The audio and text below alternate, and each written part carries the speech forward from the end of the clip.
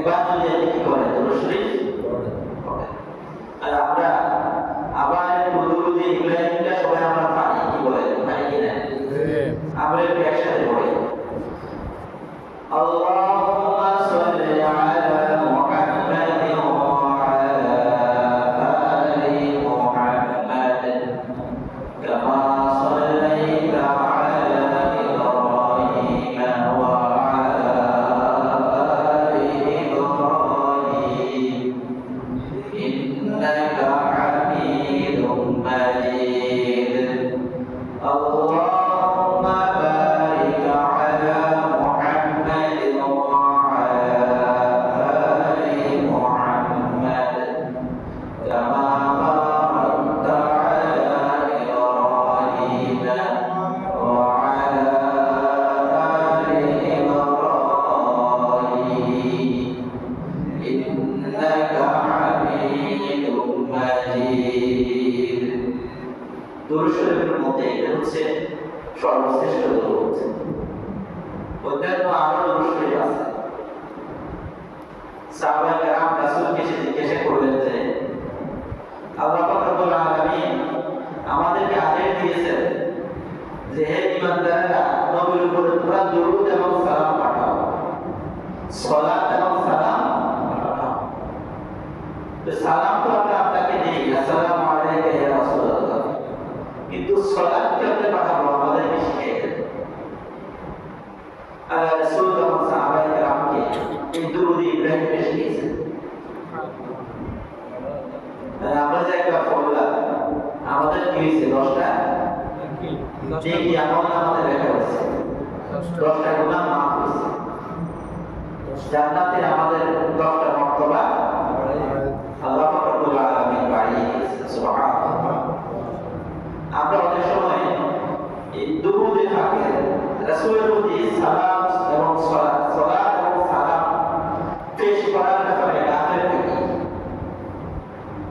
এক সাহাবী এসে রাসূলকে জিজ্ঞাসা করলো, ইয়া রাসূলুল্লাহ, আমি আমার যতটুকু সময় পাই এর মধ্যে কতটুকু সময় আপনার জন্য দুরূদ এবং সালাত পাঠাবো? আমি যদি 3 ভাগের 1 ভাগ সময় আপনার শানে দুরূদ এবং সালাত পাঠাই, এটা যথেষ্ট হবে কিনা? রাসূল জবাব দিলেন, হ্যাঁ যথেষ্ট হবে, তবে যদি পারো আরেকটু বাড়াও, সম্ভব হলে আরেকটু বাড়াও। তখন সাহাবী বললেন, ইয়া রাসূলুল্লাহ, তাহলে আমার অবসর সময়ে প্রত্যেকটা সময় আমি দুরূদ এবং সালাম পেশ করার মধ্যে ব্যয় করব। রাসূল বললেন, হ্যাঁ এটাও করতে পারো, তবে আরো বাড়াইলে আরো ভালো। সাহাবী জবাব দিলেন যে ইয়া রাসূলুল্লাহ, তাহলে আমার যতটুকু সময় আমি পাই পুরোটা সময় আমি সালাত এবং সালাম পেশ করতে চাই। সুবহানাল্লাহ। রাসূল বললেন, ইদান যদি এটা করো তুফিয়া আমুক ওয়া তুবারু যাবুক, যদি তুমি এটা করতে সক্ষম হও তাহলে তোমার সমস্ত পেরেশানি দূর হয়ে যাবে। যত পেরেশানি আছে সমস্ত পেরেশানি দূর হয়ে যাবে। কত তোমার যত গুনাহ আছে সব গুনাহ মাফ হয়ে যাবে। সুবহানাল্লাহ। তাহলে দুরূদের ফজিলত কি কম না বেশি? আপনি যদি রাসূলের সাথে একবার দুরূদ পাঠান, আল্লাহ স্বয়ং আপনার জন্য রহমত পাঠান 10টা। রাসূল বলেছেন, মান সাল্লা আলাইহি সালাতান সাল্লাল্লাহু আলাইহি 10 সালাওয়াত। যে ব্যক্তি রাসূলের উপরে একবার দুরূদ পাঠাবে, আল্লাহ স্বয়ং তার জন্য 10টি রহমত প্রেরণ করবে। এই কারণে আমাদের দৈনন্দিন আমলের মধ্যে এটা অবশ্যই দৈনন্দিন রূপে থাকতে হবে যে আমি হয় সকালে অথবা বিকেলে অথবা সন্ধ্যায় একটি সময় নির্ধারণ করব, এই সময়টাতে আমি রাসূলের প্রতি দুরূদ পাঠাবো। এটা আমার রুটিনের মধ্যে থাকতে হবে। কারণ আমি তো আল্লাহর পরে সবচেয়ে মহব্বত বেশি কাকে করি? কি বলেন? আল্লাহর পরে সবচেয়ে বেশি মহব্বত কাকে করি? আমার স্ত্রী, পরিবার, পরিজন, সন্তান, সন্ততি সবকিছুর চেয়ে বেশি ভালোবাসি কাকে? প্রিয় নবী মুহাম্মদ রাসূল সাল্লাল্লাহু আলাইহি ওয়াসাল্লামকে। যদি ভালোবেসি না বাসি তাহলে তো আমার ঈমানই কি হয় না? পূর্ণ হয় না। কারণ রাসূল সাল্লাল্লাহু আলাইহি ওয়াসাল্লাম তো বলে দিয়েছেন, ওই ব্যক্তি ততক্ষণ পর্যন্ত ঈমানদার হতে পারবে না যতক্ষণ আমি তার নিকটে তার পিতা, মাতা, সন্তান, সন্ততি, আত্মীয় স্বজন সমস্ত মানুষের চেয়ে বেশি মহব্বতের না পাবো ততক্ষণ পর্যন্ত সে ঈমানদার হইতে পারবে না।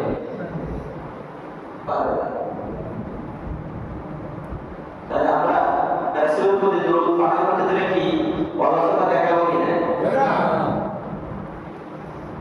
আল্লাহ রাব্বুল আলামিন আমাদেরকে তৌফিক দান করুন, আমিন।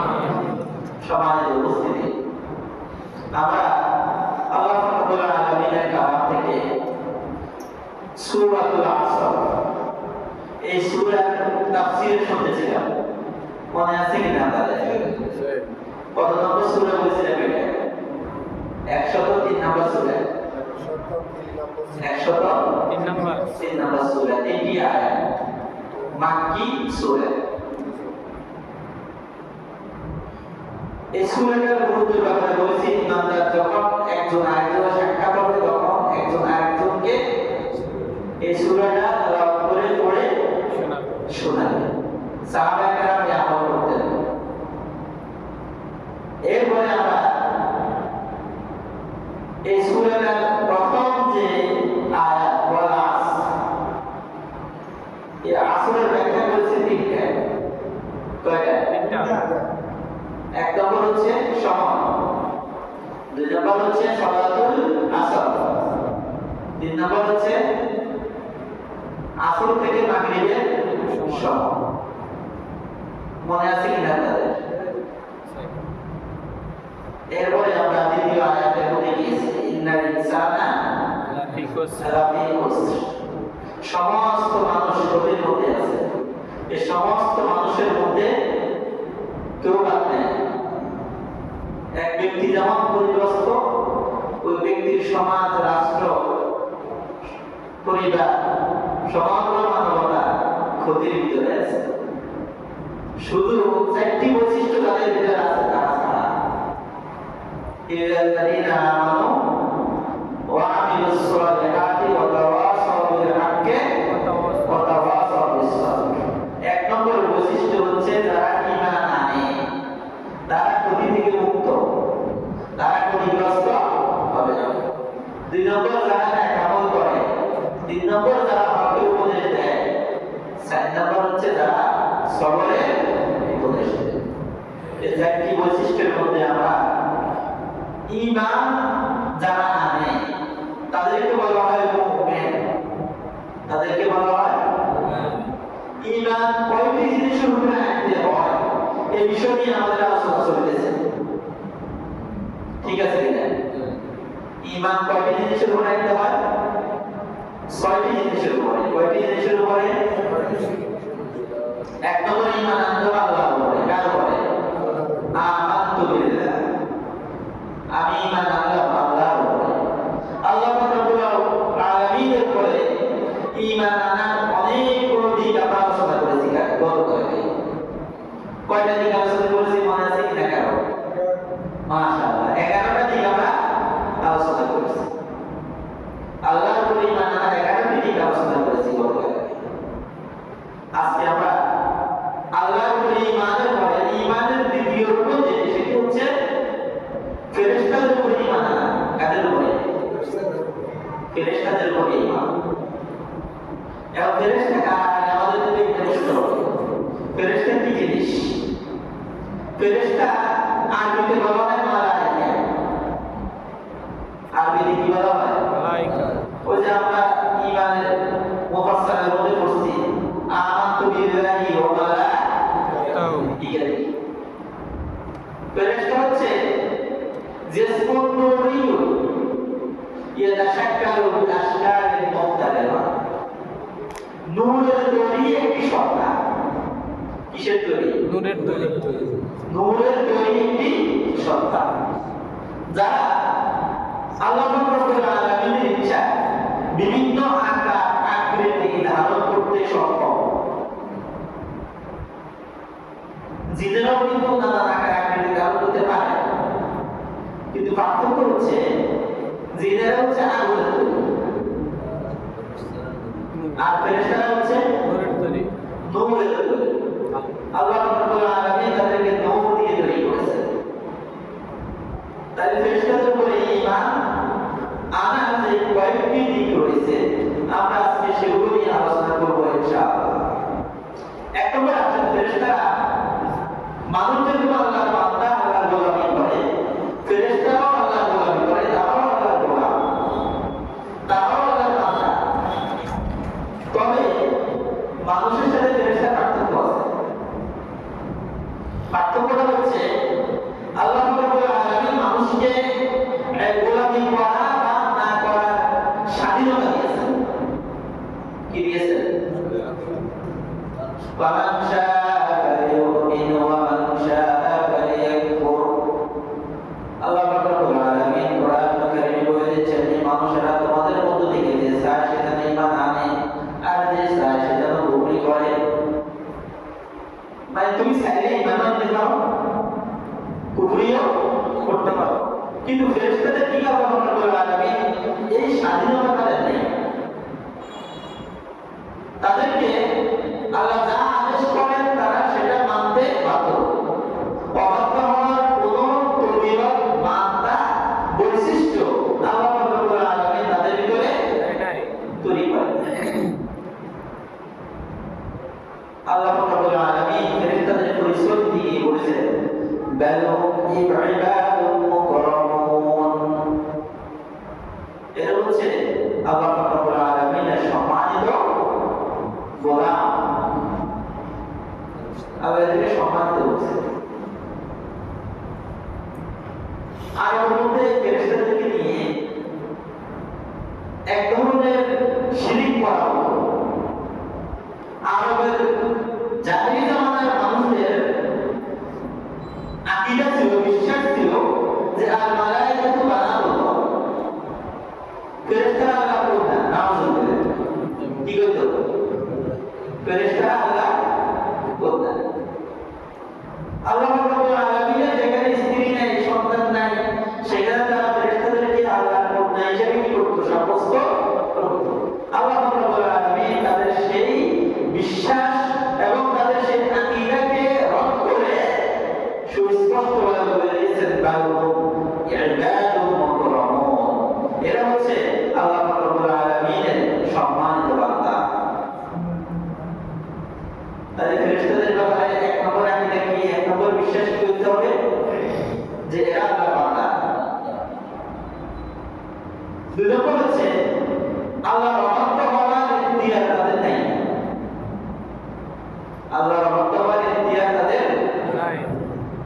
কোরআন কারীমে আল্লাহ রাব্বুল আলামিন বলে দিয়েছেন লা ইস্তাকবিরুনা আন ইবাদাতিহি ওয়া লা ইস্তা'সিরুন ইউসাব্বিহুনা আল-লাইলা ওয়ান-নাহারা ওয়া লা ইয়াফতুরুন।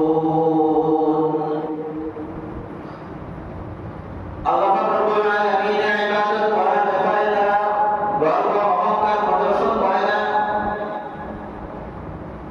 গর্ব অহংকার তাদের ভিতরে নেই, এবং ইবাদত করতে করতে তারা ক্লান্ত হয়ে যায়।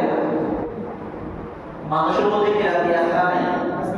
রাতের ইশরাকে তারা করতে কি কষ্ট, কি ঠিক কিনা? পা ভারী হয়ে আসে, মাঝে মাঝে চোখে ঘুম লেগে আসে, হঠাৎ করে ঘুম থেকে তাকে যেতে হবে। কষ্ট আছে না নাই? আর এই কষ্টটার কারণেই তো আল্লাহ রাব্বুল আলামিন পুরস্কারটা বড় রাখছেন। কি ঠিক কিনা? যে ইবাদতের কষ্ট যত বেশি, সে ইবাদতের পুরস্কার কত বড়। তত বড়। এই কারণে আল্লাহ রাব্বুল আলামিন ফেরেশতাদের ইবাদতের মধ্যে কোনো ক্লান্তি নেই। তাদের ইবাদত চলছে, কোনো বিরতি নেই। কি বিরতি আছে? আবার আপনার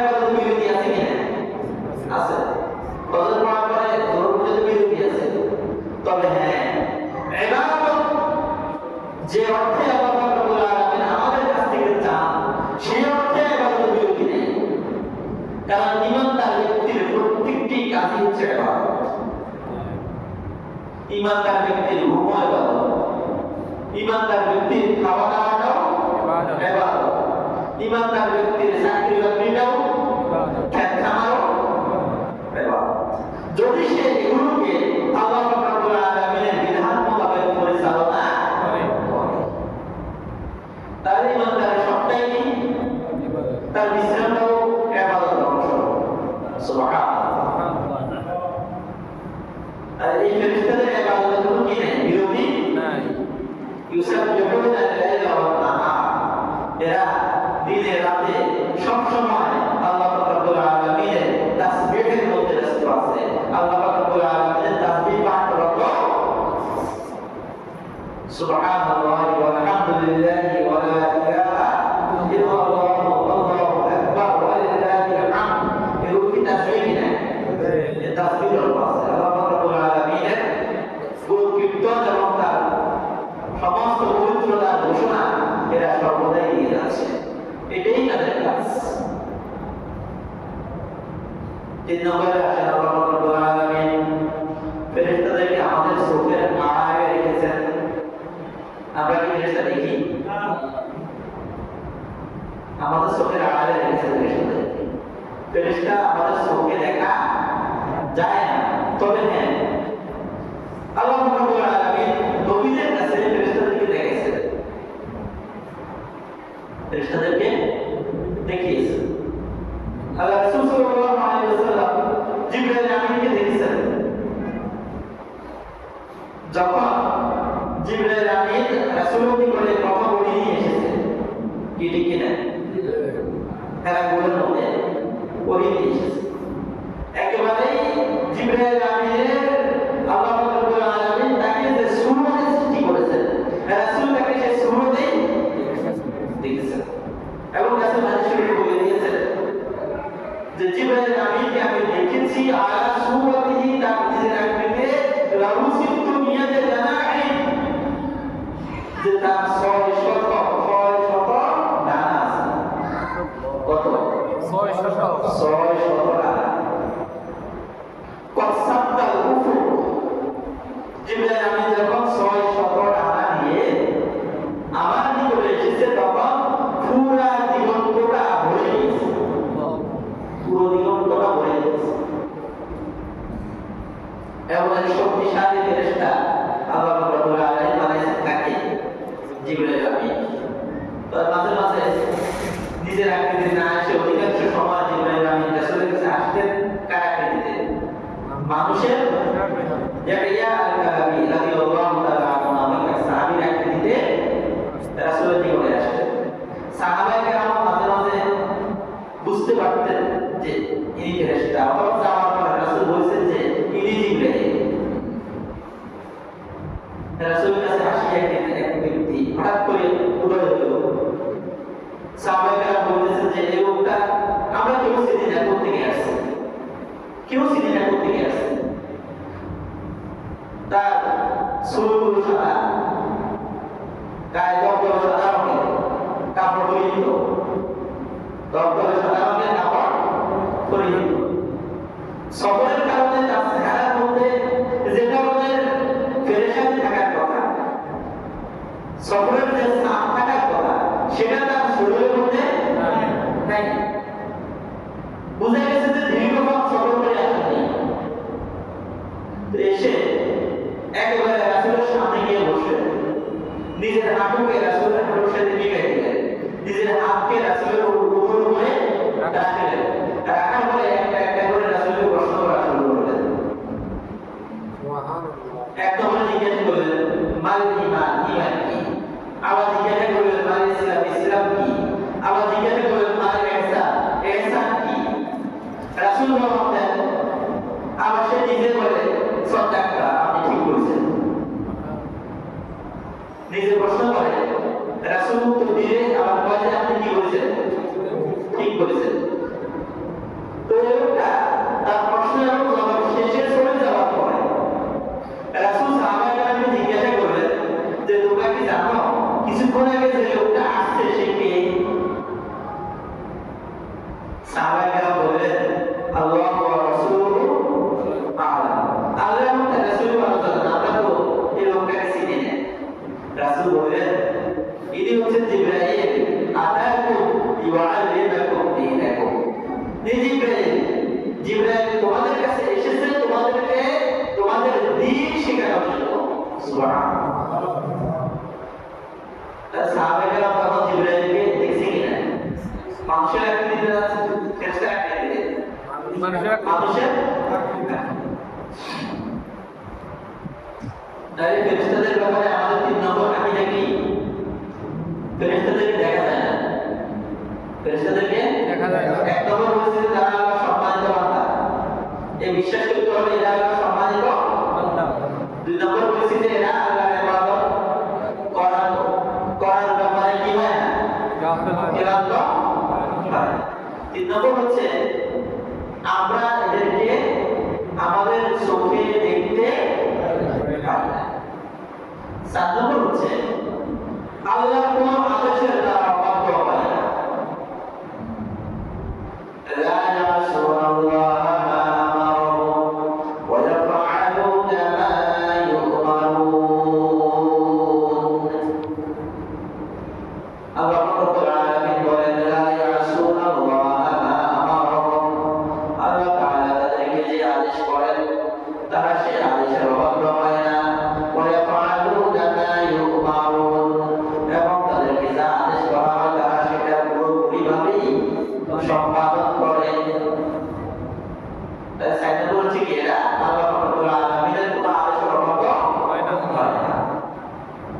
5 নম্বর হচ্ছে আল্লাহ রাব্বুল আলামিন ফেরেশতাদেরকে কিছু কিছু কাজ ভাগ করে দিয়েছেন, কিছু কিছু দায়িত্ব তাদেরকে অর্পণ করে দিয়েছেন। জিবরাইল আমিনকে দায়িত্ব দিয়েছেন নবীদের কাছে ওহী নিয়ে আসার জন্য। এই দায়িত্ব কার? জিবরাইল আমিন।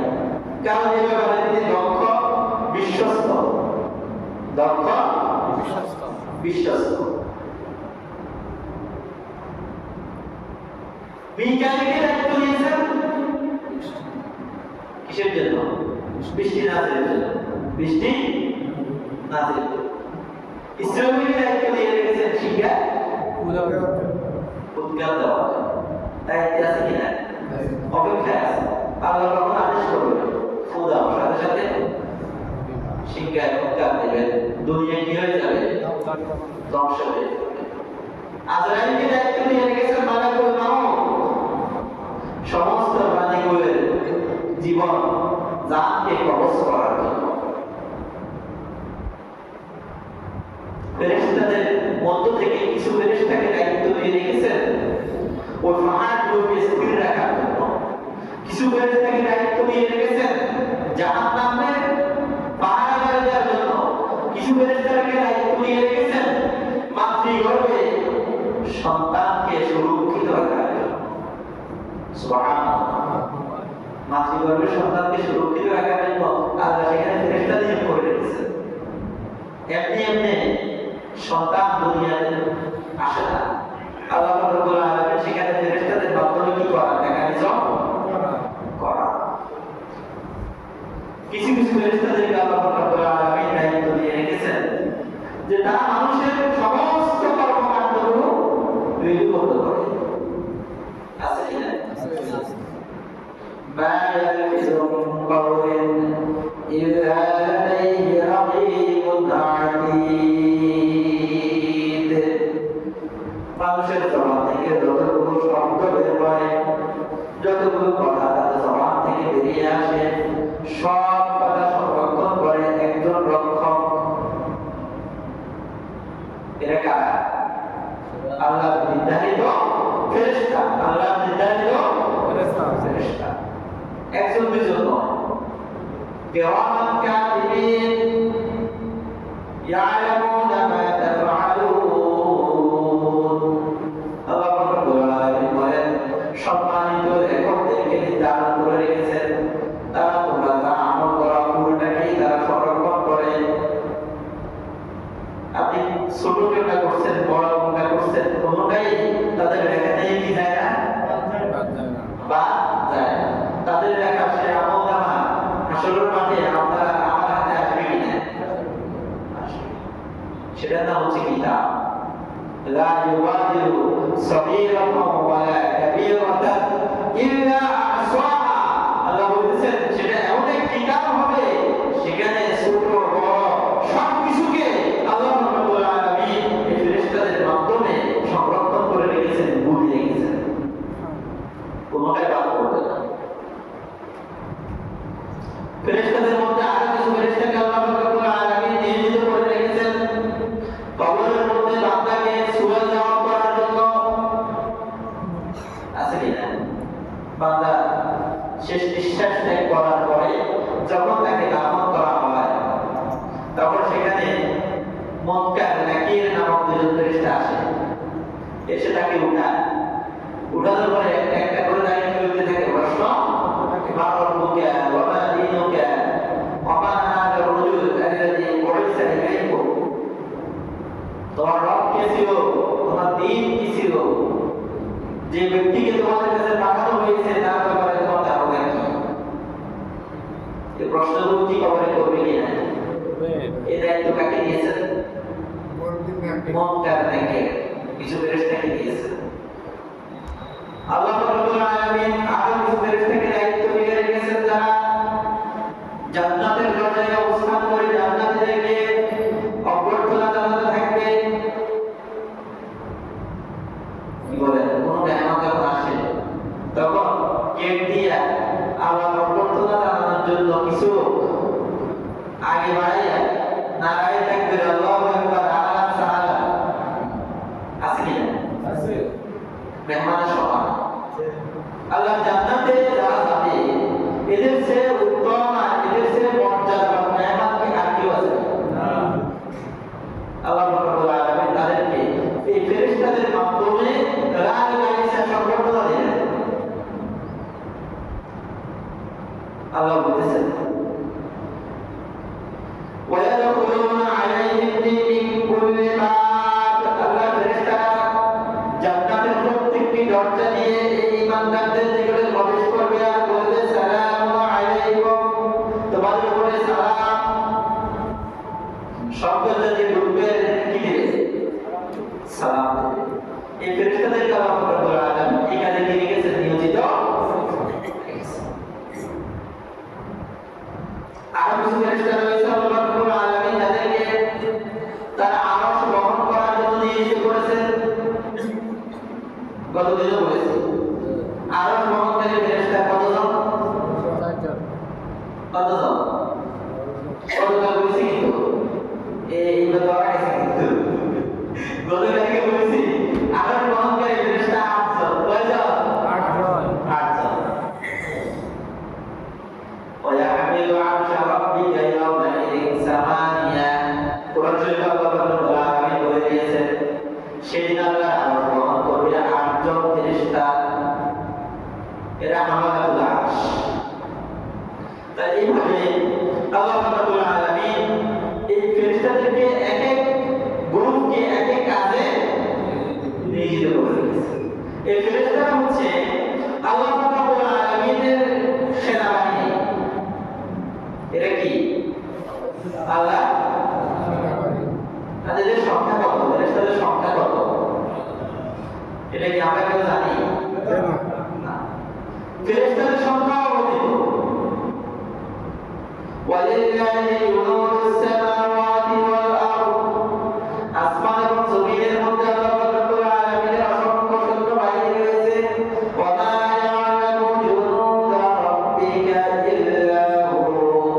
আল্লাহর এই সৈন্য বাহিনীর সংখ্যা কত এই সম্পর্কে তিনি ছাড়া আর কেউ জানেন না, আর কেউ জানে। তবে একটা ধারণা করতে পারি সংখ্যাটা কত হইতে পারে। হাদিস শরীফের মধ্যে আল্লাহ রাসূল সাল্লাল্লাহু আলাইহি ওয়াসাল্লাম বলেছেন মেরাজের হাদিসের মধ্যে রাসূল যখন মেরাজে গেলেন সপ্তম আসমানে, কোথায়? সেখানে দেখবেন যে আল্লাহর এক বান্দা ঠিক কাবাগারের মতো একটা ঘরের মধ্যে হেলান দিয়ে বসে আছে। এই ঘরটার নাম ছিল বাইতুল মাহমুর। এই ঘরের নাম ছিল কি? বাইতুল মাহমুর।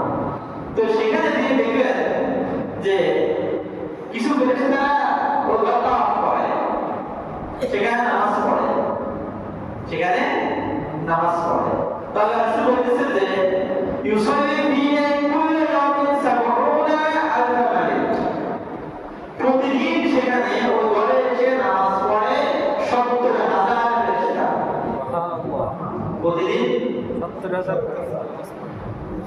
يعودون إليه যারা একবার সেখানে এসে নামাজ পড়ে তারা দ্বিতীয়বার আসে না।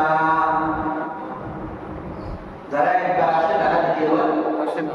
একদিন যদি 70,000 ফেরেশতা আসে তাহলে এবার হিসাব করেন দুনিয়ার শুরু থেকে দুনিয়ার শেষ পর্যন্ত প্রতিদিন যদি 70,000 হয় তাহলে ফেরেশতার সংখ্যা কত হতে পারে? কত হতে পারে?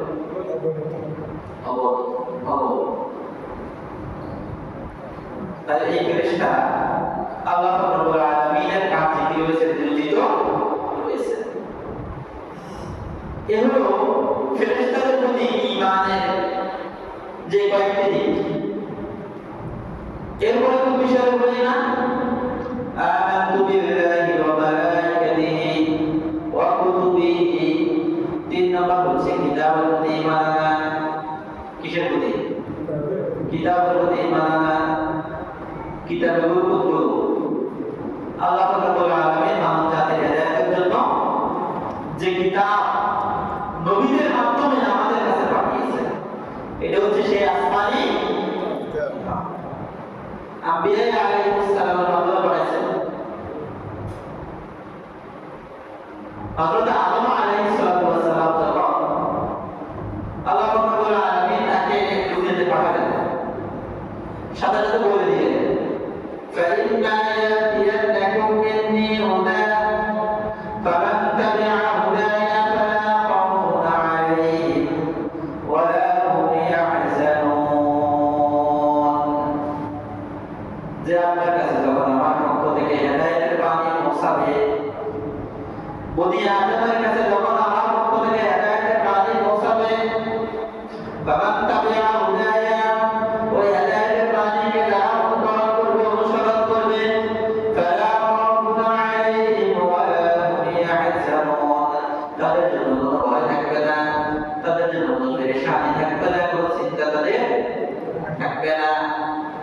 আদম আলাইহিস সালামকে যখন দুনিয়াতে পাঠান তখনই বলে দিয়েছেন আমার পক্ষ থেকে তোমাদের কাছে কি যাবে? হেদায়েতের বাণী যাবে। আল্লাহ রাব্বুল আলামিন সেই হেদায়েতের বাণী পাঠানো ধারাবাহিকতা রক্ষা করেছেন কিনা? আদম থেকে শুরু করে মুহাম্মদ রাসূল সাল্লাল্লাহু আলাইহি ওয়াসাল্লাম পর্যন্ত সমস্ত নবীদের কাছে আল্লাহ রাব্বুল আলামিন এই হেদায়েতের বাণী দিয়েছেন। কারণ মানুষ তো আমি বলছি ভুলে যাওয়া জাতিরা ভুলে যায়। আল্লাহ আমাদেরকে স্মরণ করে দিয়েছেন দুইটা মাধ্যমে, একটা হচ্ছে কিতাব আর একটা হচ্ছে রাসূল। কিতাব এবং রাসূল কিতাব পাঠিয়েছেন, সেটাকে বাস্তবে আমল করে মানুষ কিভাবে পথ চলবে, কিভাবে তার জিন্দেগি যাপন করবে, সেটাকে বাস্তব রূপ দেখিয়ে দেওয়ার জন্য আল্লাহ রাব্বুল আলামিন রাসূলকে পাঠিয়েছেন।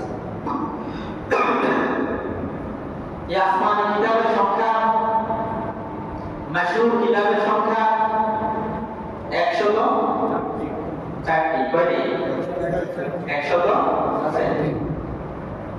এর মধ্যে বড় বড় কিতাব 4টা, বাকি ছোট ছোট আছে কত? 100টি। আল্লাহ রাব্বুল আলামিন কোরআন কারীমের মধ্যে বলে দিচ্ছেন লাকাদ আরসালনা রাসূলানা বিল বায়িনাত ওয়া আনজালনা মা'আহুমুল কিতাবা ওয়াল মিজানা লিয়াকুমা আন-নাস বিল কিসত। আল্লাহ রাব্বুল আলামিন ইরশাদ করেন, আমি আমার রাসূলদেরকে পাঠিয়েছি সুস্পষ্ট বিধান সহকারে। ওয়া আনজালনা মা'আহুমুল কিতাব, এবং তাদের সাথে কিতাব নাযিল করেছি। রাসূলদেরকে আল্লাহ রাব্বুল আলামিন পাঠিয়েছেন সুস্পষ্ট বিধান দিয়ে, সাথে কি পাঠিয়েছেন? কিতাব পাঠিয়েছেন। কি জন্য? কিতাব তেলাওয়াত করে সওয়াব অর্জন করার জন্য। কি ঠিক না? কিতাব পাঠিয়েছেন কিতাব তেলাওয়াত করে পাঠ করে সওয়াব অর্জন করার জন্য না। আবার কেন পাঠিয়েছে সেটা বলেছেন, ওয়া আনজালনা মা'আহুমুল কিতাবা ওয়াল মিজান। কিতাবের সাথে তাদের নিকটে আমি আরেকটি জিনিস দিয়েছি, সেটা হচ্ছে মানদণ্ড, মিজান, ওজনের পাল্লা, ওজনের পাল্লা। লিয়াকুমা আন-নাস বিল কিসত, যাতে করে মানুষ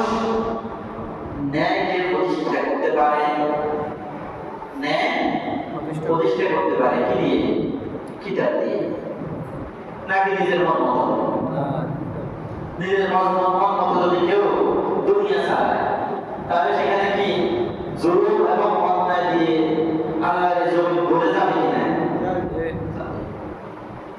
আল্লাহর কিতাব দিয়ে যখন কেউ আল্লাহর এই জমিনটাকে চালাবে তখন সেখানে ইনসাফ দিয়ে ভরে যাবে, ন্যায় দিয়ে ভরে যাবে। এই কারণে আমি আরো একদিন বলেছি, মানে হাকামা বিহি আদালা, যে ব্যক্তি কোরআন দিয়ে ফয়সালা করে সে সঠিক ফয়সালা করে, ন্যায় বিচার সে করে। তার সমস্ত রাসূলের কাছে কি আছে? কিতাব। তো কিতাবের ব্যাপারে আমাদের এক নম্বর বিশ্বাস, কিতাবের ব্যাপারে এক নম্বর ঈমান আনতে হবে এটা যে আল্লাহ রাব্বুল আলামিন সমস্ত নবী এবং রাসূলদের কাছে কি পাঠিয়েছেন? কিতাব পাঠিয়েছেন। আল্লাহর পক্ষ থেকে তারা কিতাব পেয়েছেন। এই বিশ্বাস, এই ঈমান হচ্ছে কিতাবের প্রতি ঈমানের এক নম্বর কথা। শুধু কোরআনের উপরে না, الذين يؤمنون بالغيب ويقيمون الصلاة ومما رزقناهم ينفقون والذين يؤمنون بما أنزل إليك وما أنزل من قبلك وبالآخرة هم يوقنون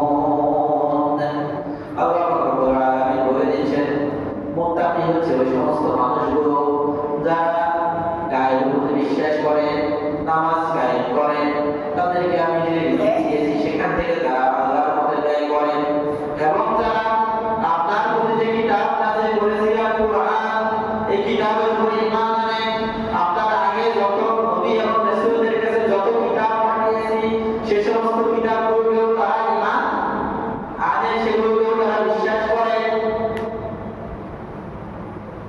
কি আগের কিতাবকে বিশ্বাস না করলে কি আপনি ইমানদার হতে পারবেন না? ইমানের রূপের মধ্যে এই কারণে কিতাবের উপরে ঈমান আনা, কিতাবগুলোর প্রতি ঈমান আনতে হবে। কিসের প্রতি? কিতাবগুলোর প্রতি। বহু বছর কুতুবি, কিতাবের বহু বছর আরবিতে কুতুব, সব কিতাবের উপরে নিতে হবে। এই কিতাবগুলোর মধ্যে মাশহুর চারটি কিতাব নাকি? মাশহুরের মধ্যে একটা হলো তাওরাত।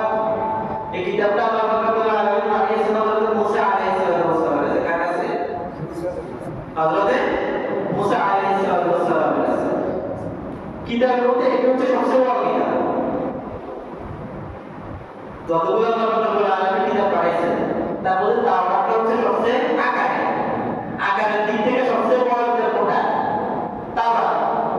মুসা আলাইহিস সালাম এই তাওরাত কিতাব আনার জন্য তুর পাহাড়ে গেছেন। কোথায়? তুর পাহাড়ে গেছেন।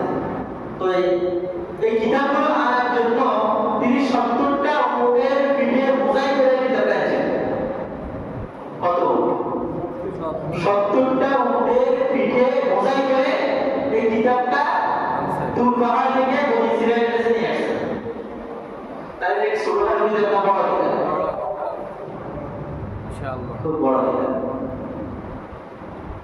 আল্লাহ রাব্বুল আলামিন বলেছেন তারা হচ্ছে এমন একটি কিতাব ফিহা হুদান ওয়া নূর। এখানে আমি হেদায়েত রেখেছিলাম, নূর রেখেছিলাম, আলো রেখেছিলাম। ইয়াহকুমু বিহান নাবিয়্যুনা আল্লাযীনা আসলামু, এই কিতাব দিয়ে ফয়সালা করেছেন। দেখেন দাওয়াত দিয়ে কি হচ্ছে? বিচার ফয়সালা করছে না, দাওয়াত করে সমাবর্তন হচ্ছে না। ওয়ায়াহকুমু বিহান নাবিয়্যুন, এই কিতাবটা দিয়েও সমস্ত নবীরা বিচার ফয়সালা করেছেন। সমস্ত নবীরা হচ্ছে মুসা আলাইহিস সালামের পর থেকে শুরু করে ঈসা আলাইহিস সালাম পর্যন্ত মাঝখানে যে নবী এসেছেন তারা সব নবীদের কাছে আল্লাহ রাব্বুল আলামিন কিতাব দেন নাই। কিতাব দিয়েছে শুধু রাসূলদের কাছে। কাদের কাছে? রাসূলদের কাছে। তো এই বিশ্বস্ত সনদ থেকে যেটা জানা যায় যে রাসূলের সংখ্যা হচ্ছে 313 জন। রাসূল কত? 313 জন। প্রত্যেক রাসূলের দুনিয়া থেকে বিদায় নেওয়ার পরে আল্লাহ রাব্বুল আলামিন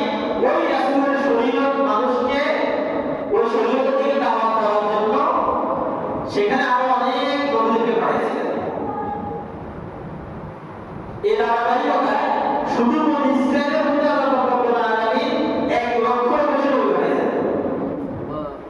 কোথায়? বনি ইসরায়েলে শুধু বনি ইসরায়েলের মধ্যে 1 লক্ষ বেশি নবী পাঠাইছে। নবী পাঠাইছেন। তো এখন আল্লাহ বলতেছেন যে আমি তাওরাত নাযিল করেছি, সেখানে হেদায়েতের বাণী আছে, সেখানে নূর আছে, আলো আছে। আর এই তাওরাত দিয়ে বিচার ফয়সালা করেছেন। তাওরাতের পরে যত নবী এসেছেন ঈসা আলাইহিস সালাতু ওয়াস সালাম পর্যন্ত সমস্ত নবীরা এই তাওরাত দিয়ে মানুষের মাঝে কি করেছেন? বিচার ফয়সালা করেছেন। তাই তাওরাত আল্লাহ রাব্বুল আলামিন এই উদ্দেশ্যে নাযিল করেছেন, যে উদ্দেশ্যে কোরআন নাযিল করেছেন। والذين هادوا والربانيون والأحبار بما استحفظوا من كتاب الله وكانوا عليه شهداء ولا يرسلوا এবং ইহুদিদের যারা ছাত্রী বড় আলেম ছিল তারা, এরা সবাই আল্লাহর এই কিতাবকে হেফাজত করেছে, সংরক্ষণ করেছে, এই কিতাব অনুযায়ী ফয়সালা করেছে। ওয়াকানু আলাইহি শুহাদা, আর এই কিতাবের মধ্যে যে আমি হেদায়েত দিয়েছি, নূর দিয়েছি, এটা সাক্ষী হচ্ছে ওই সমস্ত ওই কিতাবের আলেমেরা আর ওলুমিয়া, এই কিতাবের হেদায়েত এবং নূরের সাক্ষী। তাহলে তাওরাত এসেছে কার কাছে? হযরত মুসা আলাইহিস সালামের কাছে। ওই কিতাবগুলোর মধ্যে আরেকটি কিতাব হচ্ছে ইনজিল। কোন কিতাব? ইনজিল। আল্লাহ রাব্বুল আলামিন এই কিতাবটা পাঠাইছেন হযরত ঈসা আলাইহিস সালাতু ওয়াস সালামের কাছে। আল্লাহ বলেছেন ওয়া আতাইনাহুল ইনজিল, আমি ঈসার নিকটে দিয়েছি ইনজিল, ফিহি হুদান ওয়া নূর। তো ইনজিলের মধ্যে হেদায়েতের বাণী এবং নূর আছে। তাওরাতের মধ্যে যেমন ছিল, ইনজিলের মধ্যে তেমন ছিল। সেখানে আর কি আছে? ওয়া মুসাদ্দিকান লিমা বাইনা ইয়াদাইহি মিনাত তাওরাতি ওয়া হুদান ওয়া মাউইযাতান লিল মুত্তাকিন। ইনজিল কিতাবের মধ্যে আরো রয়েছে তাওরাত কিতাবের বিধানের আল্লাহ রাব্বুল আলামিনের সত্যায়নকারী হিসেবে ইনজিল কিতাবকে নাযিল করেছেন। মানে তাওরাতের বিধিবিধান যেগুলো, সেগুলোকে আল্লাহ রাব্বুল আলামিন ইনজিল কিতাব দিয়ে সত্যায়ন করেছেন। তাওরাতে কিছু বিধান বলে রেখেছেন, ইনজিলের মধ্যে রেখেছেন। আর কয়টা তো আমি নাযিল করেছি হুদান ওয়া মাউইযাতান লিল মুত্তাকিন, মুত্তাকিনের জন্য হেদায়েতের বাণী হিসেবে, মুত্তাকিনের জন্য উপদেশ হিসেবে আমি ইনজিল কিতাবটাকে নাযিল করেছি। এখন তাওরাত কিতাবের অনুসারী যারা, তাদেরকে আমরা ইহুদি হিসেবে চিনি। কি হিসেবে? ইহুদি। বিশ্বের মধ্যে এদের সংখ্যা একেবারেই কম, অল্প কিছু মানুষ বিশ্বের নানান জায়গায় ছড়াই ছিটিয়ে আছে। এরা হচ্ছে ইহুদি। এরা নিজেদেরকে হযরত মুসা আলাইহিস সালামের অনুসারী, তাওরাত কিতাবের অনুসারী বলে দাবি করে। কিন্তু তারা কিতাবের মধ্যে কিভাবে পরিবর্তন করছে সেটা আমরা সামনে দেখব।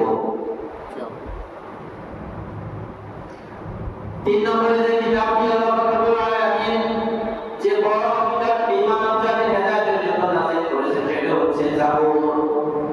কোন কিতাব? জাবুর। এই কিতাবটি আল্লাহ রাব্বুল আলামিন পাঠিয়েছেন হযরত দাউদ আলাইহিস সালাতু ওয়াস সালামের পরে।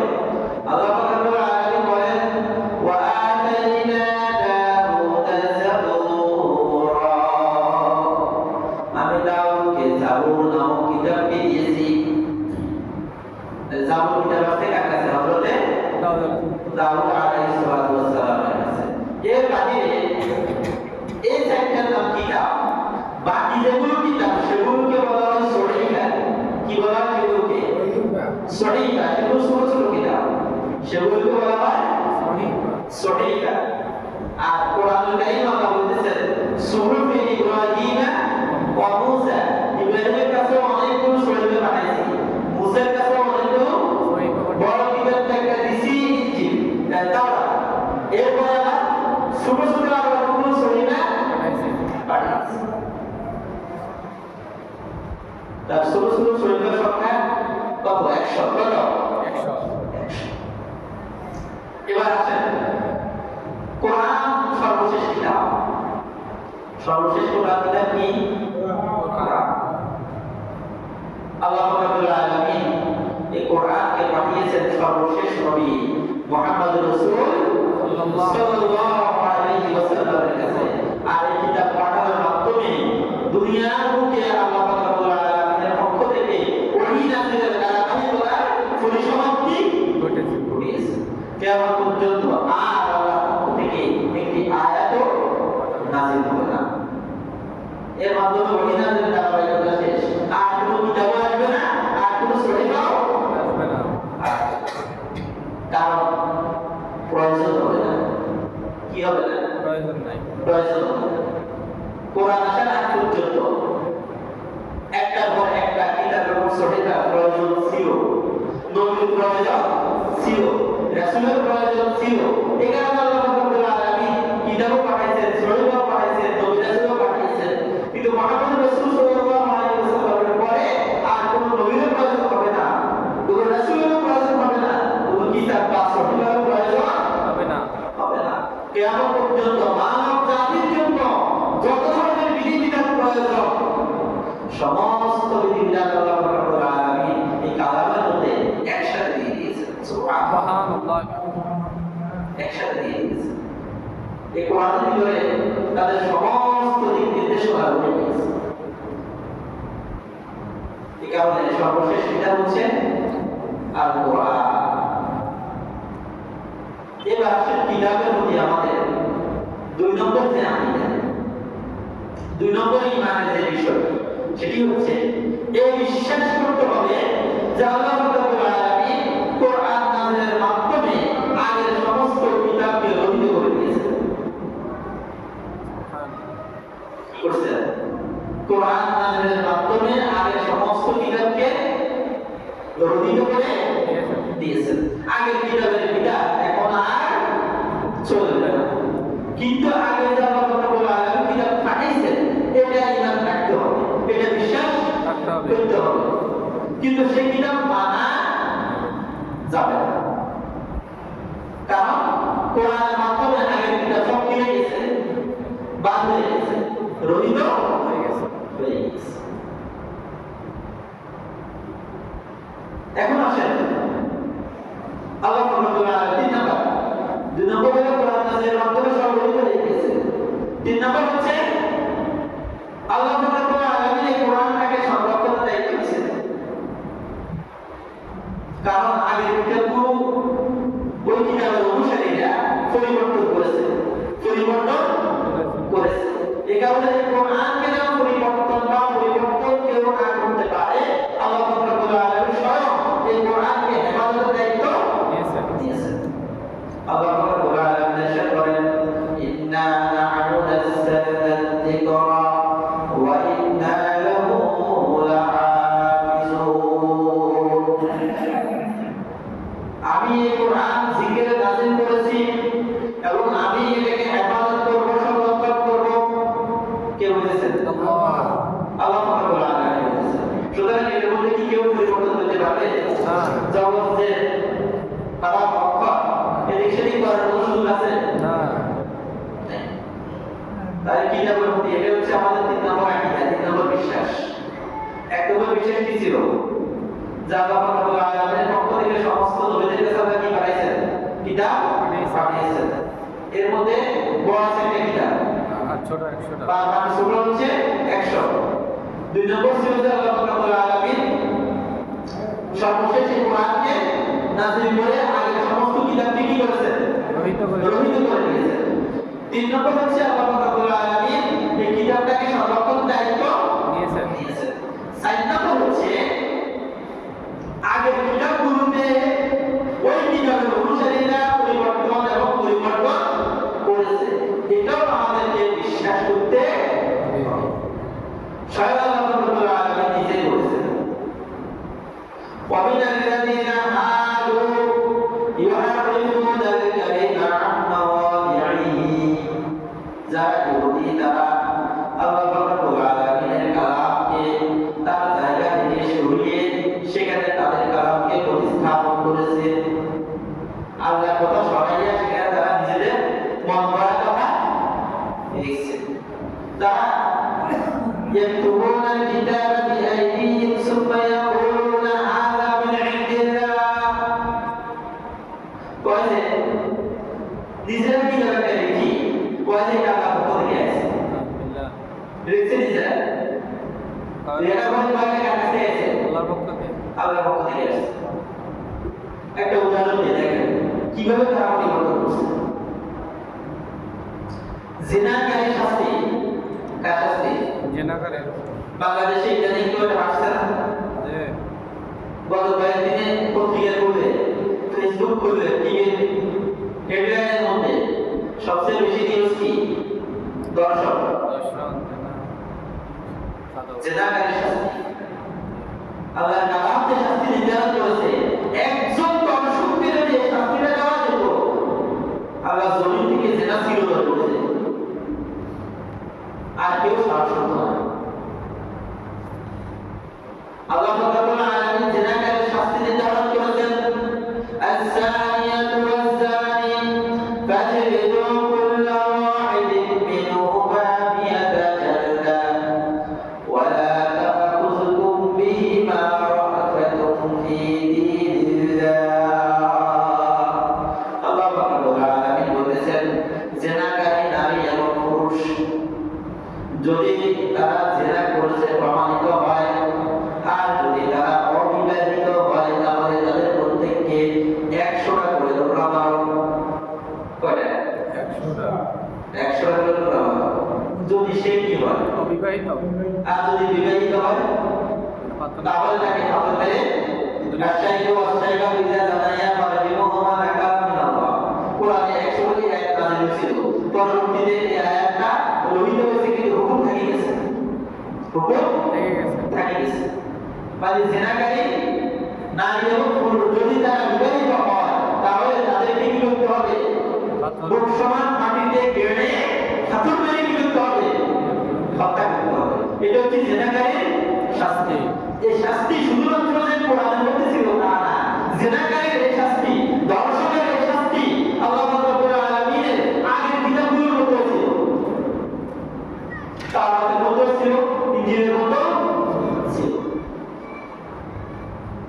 তাওরাতের বড় আলেম ছিলেন হযরত আব্দুল্লাহ ইবনে সালাম রাদিয়াল্লাহু তাআলা আনহু। কি নাম সাহাবী? আব্দুল্লাহ ইবনে সালাম। তাওরাতের বড় আলেম ছিলেন। তো রাসূল সাল্লাল্লাহু আলাইহি ওয়াসাল্লাম যখন মদিনাতে অবস্থান করতেছেন তখন এরকম জিনাকারী নারী এবং পুরুষ দুজন ধরা পড়ছে। জিনা করার পরে ব্যভিচার করার পরে নারী পুরুষ দুজন কি করছে? ধরা পড়ছে। ধরা পড়ার পরে এখন যেহেতু মদিনার সনদ অনুযায়ী চুক্তি অনুযায়ী এদের বিচার করবে মুহাম্মদ রাসূল সাল্লাল্লাহু আলাইহি ওয়াসাল্লাম। এখন ইহুদিরা তো জানে যে মুসলমানদের কোরআনের মধ্যে দর্শক জিনাকারীর শাস্তি হচ্ছে পাথর মেরে কি করা? হত্যা করা। এখন তারা বলল ফয়সালা আমাদের কি করতে হবে? ইহুদিরা বলেছিল ফয়সালা করতে হবে আমাদের কি বলছে?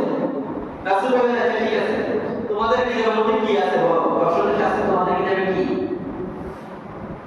এবং তারা বললেন আমাদের কিতাবের মধ্যে দর্শকের শাস্তি দেওয়া আছে যে তাকে মাথা ন্যাড়া করে গায়ে মুখে কালি মেখে পুরো শহর করে দিতে হবে। আমাদের কিতাবের মধ্যে এটা হচ্ছে জিনাকারী শাস্তি। আর রাসূল সাল্লাল্লাহু আলাইহি ওয়াসাল্লাম বলেন যে তাহলে তোমাদের কিতাবটা নিয়ে আসো, দেখি কোন জায়গায় দর্শকের এই শাস্তিটা আছে। এখন তো তারা বিপদে পড়ছে যে তাদের কিতাবের মধ্যে আসলো দর্শকের জন্য তারা যে শাস্তির কথা বলেছে এই শাস্তিটা নাই। এখন তারা কিতাব নিয়ে আসছে। নিয়ে আসার পরে রাসূল সাল্লাল্লাহু আলাইহি ওয়াসাল্লাম আব্দুল্লাহ ইবনে সালাম রাদিয়াল্লাহু তাআলা আনহুকে তাদের সামনে ডাকলেন। ডাকার পরে এখন তারা দর্শকের শাস্তি তাদের কিতাবে যে জায়গায় আছে সে জায়গা পড়তেছে। পড়ার পরে যে জায়গায় শাস্তির কথা আসছে সে জায়গায় আঙ্গুল দিয়ে আসতে করে ডাকে। যে জায়গাতে দর্শকের শাস্তি পাথর মেরে হত্যা করার কথা বলা আছে সে জায়গাতে আঙ্গুল দিয়ে কি করে আছে? ডাকিয়েছে। তখন আব্দুল্লাহ ইবনে সালাম বলে ইয়া রাসূলুল্লাহ তাকে আঙ্গুল উঠাতে বলে, দেখেন সে জায়গা পড়তে বলে, সে জায়গায় কি আছে এটা বলতে বলে।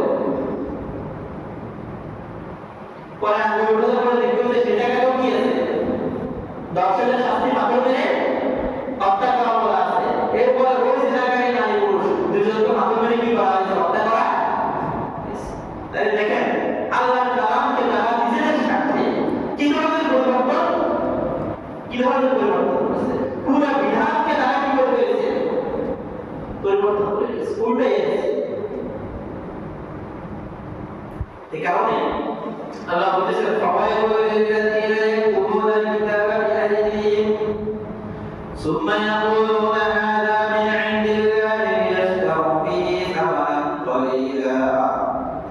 আল্লাহ রাব্বুল আলামিন বলেছেন সমস্ত লোকদের জন্য যারা নিজেদের হাতে কিতাবকে রেখে এরপরে তারা বলে এটা আল্লাহর পক্ষ থেকে এসেছে, এই কাজ তারা এই জন্য করে, এই কাজ তারা এই জন্য করে লিয়াশতারু বিহি সামানান কালীলা, যাতে করে এর বিনিময়ে তারা সামান্য কিছু উপার্জন করতে পারে, সামান্য কিছু উপার্জন যাতে তারা করতে পারে। এই কারণে তারা কি করে? এই কাজটা করে।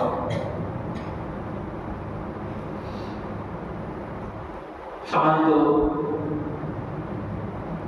আমার আজকের তাফসীরের শ্রোতাবৃন্দ, আমাদের কাছে আজকে মেহমান এসে হাজির হয়েছেন। ইতিমধ্যে আপনারা দেখছেন, ছিলেন কিনা হয়তো অনেকে চিনেন, অনেকে চিনেন না। আমাদের হযরত মাওলানা খালিদ হাসান সাহেব, হযরত মাওলানা খালিদ হাসান সাহেব ভাইস প্রিন্সিপাল, তিনি হাজীগঞ্জ সালেহাবাদ ফাজিলুল আজহার। আমরা আমাদের তাফসীরের পক্ষ থেকে আমরা ওনাকে অভিনন্দন জানাই, মুবারকবাদ জানাই। আল্লাহ রাব্বুল আলামিন ওনাকে নেক হায়াতের সাথে কবুল করুন, আমিন। আমরা আজকের তাফসীরের শেষের দিকে যেহেতু মেহমান আসছেন, তো মেহমানের কাছ থেকে কিছু শোনা তো জরুরি। আজকের তাফসীরের শেষের দিকে আমরা ওনার কাছ থেকে কিছু শোনা শুরু করব ইনশাআল্লাহ। আল্লাহ রাব্বুল আলামিনের তৌফিক দেন। তো সম্মানিত উপস্থিতি, আমাদের কিতাবের উপর ঈমান। কিসের উপর ঈমান? কিতাবের উপর। কিতাবের উপর ঈমান। কত নম্বর দিক বললাম? 4 নম্বর দিক বলছি। 5 নম্বর দিক হচ্ছে বর্তমান জামানায় যে তাওরাত ইনজিল আমাদের, ওই তাওরাত এবং ইনজিলের অনুসারীদের নিকটে পাওয়া যায় কি নামে? ইনজিল নামে আছে। ইনজিল নামে পাওয়া যায় না? ইনজিল নামে পাওয়া যায়। তো এই সমস্ত কিতাবগুলো, এগুলোকে কি আমরা বিশ্বাস করবো কিনা যে এগুলো আল্লাহর পক্ষ থেকে এসেছে? না, এগুলোকে আমরা বিশ্বাস করবো না, অবিশ্বাস করবো না। বলেন, এগুলোকে বিশ্বাস করবো না, অবিশ্বাস করবো না। লা নুসাদ্দিকুহু ওয়া লা নুকাযযিবুহু। কারণ আমরা যদি এগুলোকে বিশ্বাস করি, তাহলে যারা নিজেরা আল্লাহর কালামের ভিতরে নিজেদের কথা যেটা যোগ করছে, সেটাকেও আল্লাহর কালাম হিসেবে বিশ্বাস করা হবে। এই কারণে বিশ্বাস করা যাবে না। আবার অবিশ্বাস করা যাবে না এই কারণে যে আল্লাহর কালাম নামে তাদের কাছে যে জিনিসটা আছে, সেখানে যদি একটা হরফ, একটা শব্দ আল্লাহ যেভাবে নাযিল করেছেন সেভাবে থেকে থাকে, তাহলে আমার অবিশ্বাসের কারণে আল্লাহর কালামের সেই হরফ কিংবা শব্দটাকে অস্বীকার করা হবে। এই কারণে সেগুলোকে কি করা যাবে না? বিশ্বাস করা যাবে না, অবিশ্বাস করা যাবে না। সর্বশেষ কিতাবের প্রতি ঈমানের সর্বশেষ দিক যেটি, সেটি হচ্ছে এই বিশ্বাস করতে হবে যে কোরআন হচ্ছে সমস্ত কিতাবগুলোর মধ্যে সর্বশ্রেষ্ঠ এবং সর্বশেষ কিতাব। আর কোরআন হচ্ছে কিতাবগুলোর মধ্যে সর্বশেষ এবং সর্বশ্রেষ্ঠ কিতাব। তাহলে আমরা কিতাবের উপরে আলোচনা এখানে শেষ করতে চাই। আমাদের ঈমানের 3 নম্বর দিক ছিল আমানতু বিল্লাহি ওয়া মালাইকাতিহি ওয়া কুতুবিহি। আল্লাহর উপরে ঈমান, ফেরেশতাদের উপরে ঈমান, কিতাবের উপরে ঈমান। 4 নম্বর হচ্ছে ওয়া বিরসুলিহি। আল্লাহর রাসূলের উপরে ঈমান আনা। কাদের উপরে? রাসূলের উপরে ঈমান। আল্লাহ রাব্বুল আলামিন দুনিয়াতে রাসূলদেরকে পাঠিয়েছেন সমস্ত সৃষ্টিগুলোর কাছে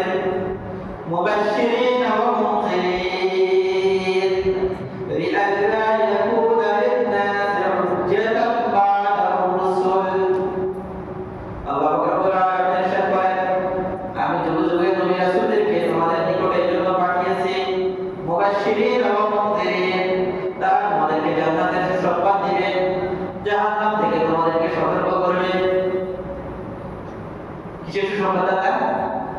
জান্নাতের সুসংবাদদাতা। আর সতর্ককারী কিসের? জাহান্নাম থেকে সতর্ককারী। মানে বান্দাকে জান্নাতের রাস্তা দেখাবে, জাহান্নাম থেকে বেঁচে থাকার রাস্তা দেখাবে। এই দায়িত্ব ছিল কাদের? রাসূলদের। আল্লাহ রাব্বুল আলামিন এই দায়িত্ব দিয়ে যুগ যুগে রাসূলদেরকে পাঠিয়েছেন,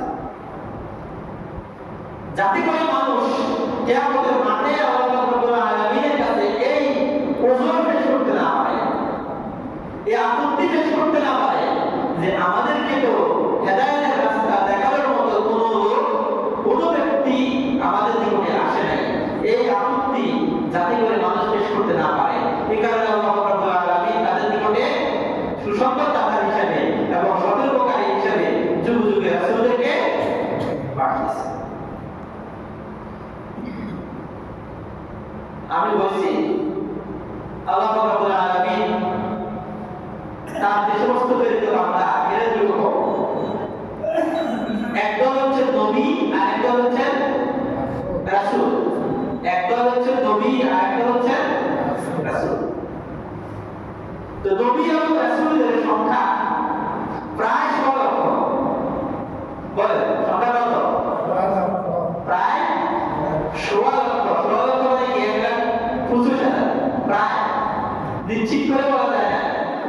তবে রাসূলের সংখ্যা কত বলেছি মনে আছে নি কারো? এই রাসূলের সংখ্যা কত কিছুক্ষণ আগে বলেছি, কারো মনে নেই? তাই তো হলো রাসূলের সংখ্যা হচ্ছে 313 জন। কত জন? এটা মনে রাখতে পারবেন?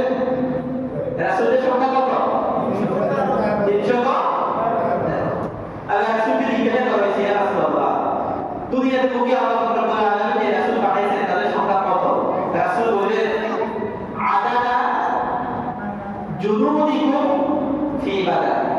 বদর যুদ্ধে তোমাদের সৈন্য সংখ্যা যত, রাসূলদের সংখ্যা বদর যুদ্ধে মুসলমানদের সৈন্য সংখ্যা কত ছিল? 300।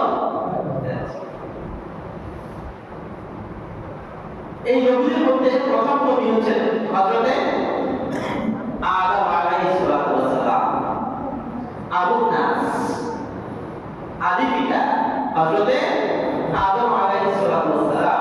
তিনি হচ্ছেন প্রথম নবী। আর রাসূলের মধ্যে প্রথম রাসূল হচ্ছেন হযরতে নূহ আলাইহিস সালাতু ওয়াস সালাম। কে? নবী এবং রাসূল। তাহলে বুঝে গেছে এখানে দুইটা গ্রুপ আছে। কয়টা গ্রুপ? তাহলে এদের মধ্যে কোনো পার্থক্য আছে নিশ্চয়ই। কিছু পার্থক্য তো আছে। কি পার্থক্য আছে? পার্থক্য হচ্ছে রাসূলেরা কিতাব পেয়েছেন, রাসূলেরা, আর নবীরা কি পান নাই? কিতাব পান নাই। রাসূলেরা আল্লাহ রাব্বুল আলামিনের পক্ষ থেকে নতুন করে শরীয়ত, জীবন ব্যবস্থা পেয়েছেন, যেটা নবীরা পান নাই। নবীরা তার আগে যে রাসূল দুনিয়াতে এসেছেন সে রাসূলের শরীয়তের দাওয়াত মানুষকে দিয়েছেন। নবীদের দায়িত্ব ছিল আগে রাসূলের শরীয়তের দাওয়াত, দ্বীনের দাওয়াত মানুষকে দেওয়া। আর রাসূলেরা নতুন করে আগে শরীয়ত বাতিল হয়ে মানসুখ হয়ে নতুন করে তারা কি পেয়েছেন? শরীয়ত পেয়েছেন। এটা হচ্ছে নবী এবং রাসূলদের মধ্যে মৌলিক পার্থক্য। ওহীগুলো এরকম, আল্লাহ রাব্বুল আলামিনের কাছ থেকে আমরা যে ওহী পেয়েছি সেটা তো কিতাবের মধ্যে নিবন্ধ আছে। কোথায় আছে? কিতাবের মধ্যে। সেটা কয় রকম? দুই প্রকার। সেটা কয় প্রকার? দুই প্রকার। একটা হচ্ছে ওহীয়ে তাকবীরি, আরেকটা হচ্ছে ওহীয়ে তাশরীঈ। মানে হচ্ছে প্রথম প্রকার ওহী হচ্ছে মানুষ দুনিয়াতে কিভাবে চলবে, কিভাবে খাবে,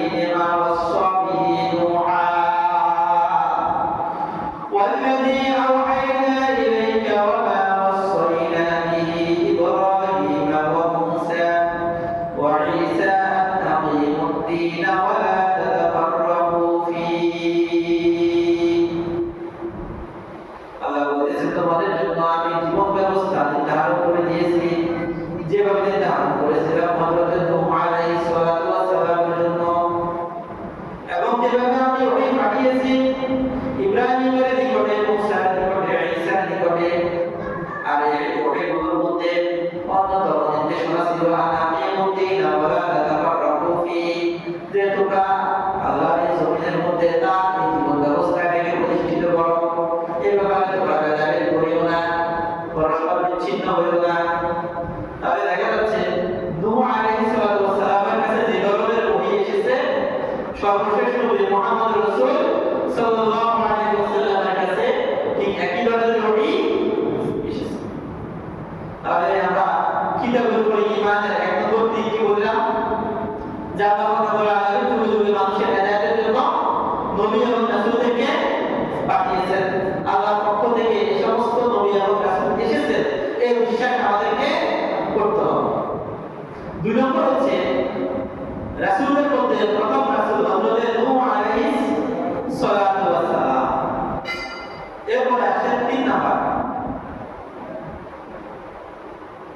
আল্লাহ রাব্বুল আলামিন এই সমস্ত রাসূলের মধ্যে কোন কোন রাসূলদেরকে অন্য রাসূলের উপরে বিশেষ মর্যাদা দিয়েছেন।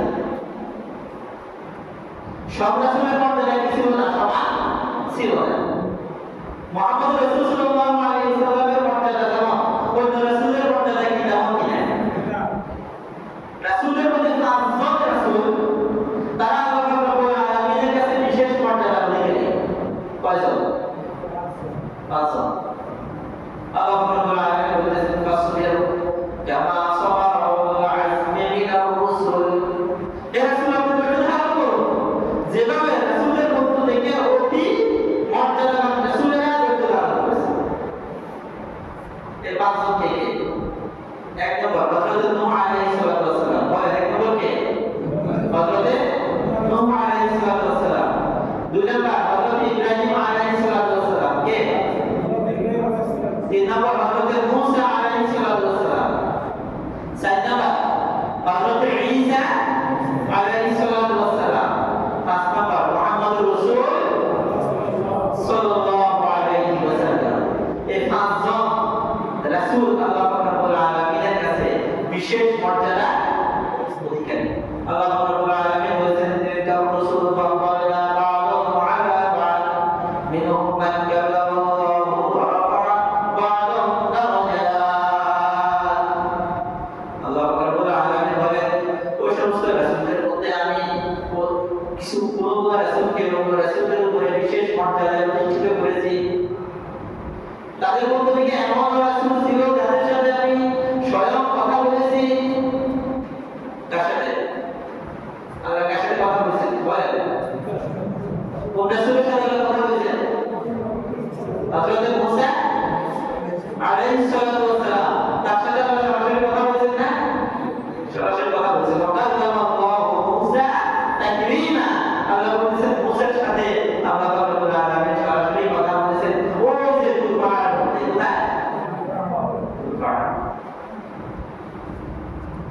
তাহলে তিন নাম্বার রাসূলের মধ্য থেকে আল্লাহ রাব্বুল আলামিনের বিশেষ মর্যাদাশীল কিছু রাসূল রয়েছেন। এটা কি রাখতে হবে? বিশ্বাস রাখতে হবে। সাত নাম্বার হচ্ছে রাসূলদেরকে আল্লাহ রাব্বুল আলামিনের সমপর্যায়ে ভুক্ত মনে করা যাবে না।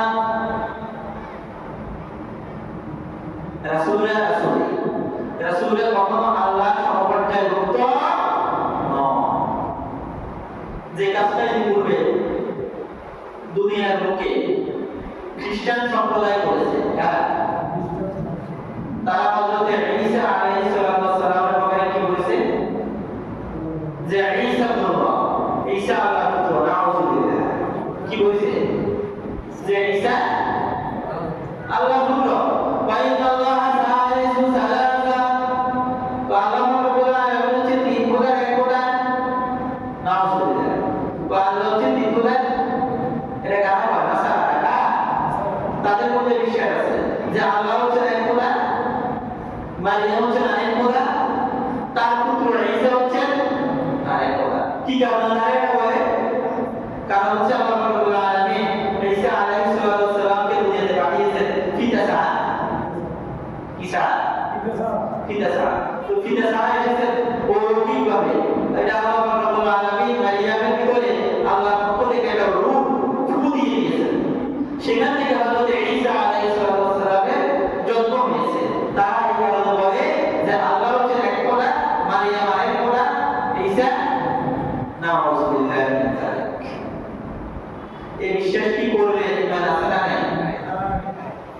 গেছে? ঈমান গেছে। আচ্ছা, ঈসা আলাইহিস সালাম চিন্তা সারা গ্রহণ করেছেন, এই কারণে যদি তিনি খোদা হয়ে যান, তো আদম আলাইহিস সালাম তার তো পিতাও নাই মাতাও নাই, তিনি কি করেন? আবু বকর কি আছে? মাতা আছে।